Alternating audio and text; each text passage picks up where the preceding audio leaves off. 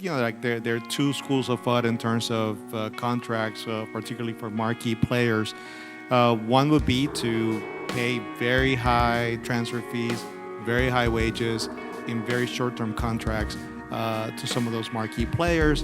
The negative of that is obviously that if you're wrong about that, i.e. if the player doesn't get injured, then the player has a great, really long career, then you have a risk, the opposite risk.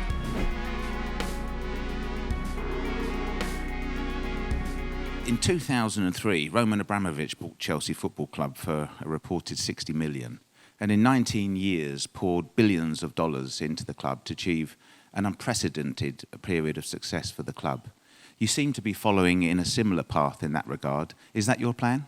I think the prior ownership had an unprecedented success in terms of, bringing the Chelsea Football Club to a point of prominence in the Premier League, and not only being successful in England, but also having incredible success across Europe, right? Champions League and a number of other trophies. I think that's certainly our target, our hope and goal.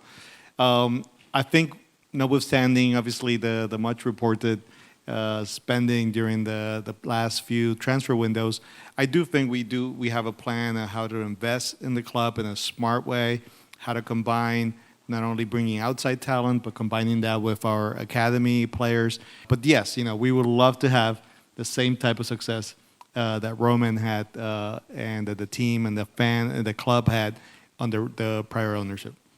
Redbird and a lot of other private equity firms are trying to get into the Premier League. Are those the attractive reasons of why you see behind them? And how do you see this playing out in the future? Yeah. I think what people are, I think it starts with, people like Redbird and others, they start with an analysis about, kind of sports in general. And I think when you look at sports in general, particularly in the major leagues across all the major sports, what has changed in the past 20 years is that, 20 years ago, the revenues of these teams were largely unpredictable, right? They were driven mostly by day off, audience tickets, kind of merchandise sales, etc. Fast forward today, depending on the team, depending on the league, 60 to 80% of the revenue of most of these teams is actually driven by recurring revenues. Again, media, sponsorships, things that are revenue under multi-year contracts that are fairly predictable. And certainly, some of them are still not allowing institutional capital, like the NFL in American football. But you have seen then, kind of private equity and institutional capital go into basketball in the NBA, baseball and the MLB.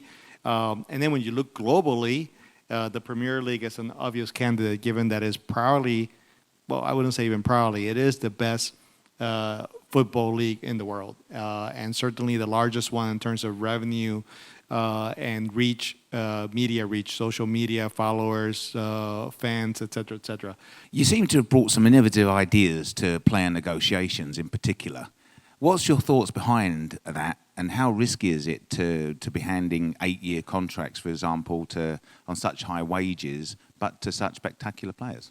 Well, the only part of the premise of your question that I would dispute a little bit is the end there, the high wages, right? I think what we did there is something that in some respects we'll see, right? Like there are two schools of thought in terms of contracts, particularly for marquee players. One would be to pay very high transfer fees, very high wages in very short-term contracts to some of those marquee players. Obviously, they make an impact. Hopefully, they allow you to advance in the league. And you take less risk because, most of these contracts, particularly in the Premier League, but across European football, they're guaranteed, right? Like if the player gets injured, you're still going to have to pay that. Or if the player declines, in terms of performance, you're still going to have to pay that. So you are basically lessening the risk or mitigating the risk of injury or, decline in performance of that particular player.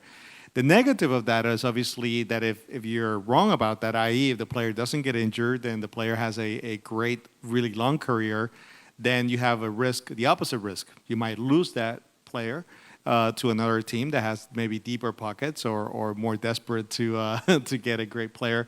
Or two, you have to actually, in the next contract renewal, increase those wages dramatically, sometimes exorbitantly. So what we're doing there is, or what our perspective on it is that we have mostly, if you look at our new transfers, particularly over the past window, we were mostly targeting younger players that have a lot of talent, a lot of potential, and actually in what most leagues would be very high wages, to your point, but for the Premier League, actually fairly modest wages, kind of middle of the pack wages. And we're locking in those players in those type of contracts. Also a significant, not reported really widely by the press, but a significant amount of those contracts also do have a performance component, right? Whether or not we qualify for the Champions League, whether or not we win the Premier League. So there's a performance element to them. So what we're trying to do is lock in a more sustainable wage roster over longer term. Some of those players won't become superstars. Let's face it, some of them will.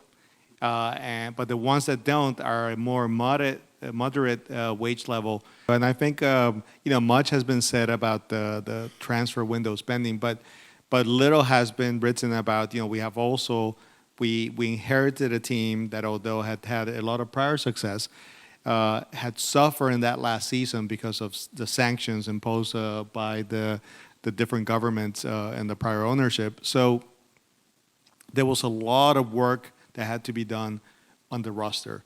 And we have spent significant amounts of capital bringing new players, but we also have spent a lot of time and have sold a lot of players for very significant amounts of capital. So on a net basis, even though our spending is still significant, it's clearly not as exorbitant as some of the numbers that have been reporting by the press.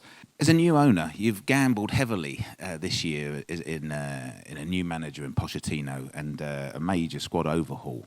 But when you look at the Arsenal, when Arteta came in, it took time. The same with Klopp at Liverpool. How realistic is it in your own mind that getting into the top four this year, or do you have more of a longer term plan that is more realistic to work back towards that goal over a longer term? Well, I'll object to the concept of gambling. We are not gambling; we're investing. Yeah, so in some ways, actually, kind of we were very excited, and for those of you that are not diehards Premier League fans, Mauricio Pochettino has been a renowned coach for a long time. Has been in some of the top leagues across Europe, in Spain, France, and the Premier League. And in some ways, I think he was the opposite of a gamble, right? He was, in terms of kind of the coaching talent out there, he's renowned and well-known talent.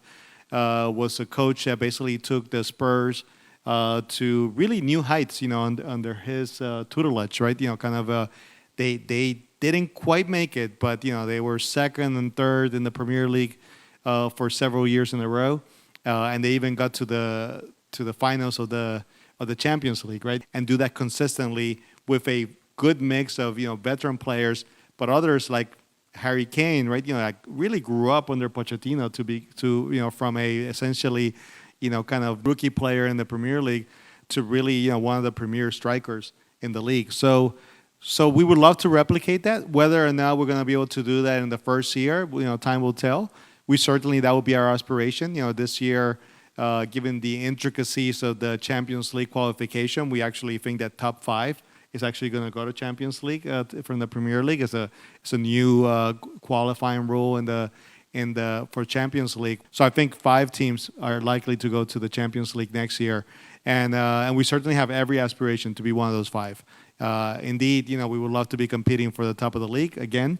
I don't want to take anything again away from teams like Man City or Arsenal. They're formidable teams, and they're well poised to compete this year for the top of the league. But that's why you have to play the games. You have to be hopeful, and we think on paper We have one of the best teams in the league, and it's just a matter of time under Mauricio that team is gonna kind of strike a winning formula, and we're very optimistic about that.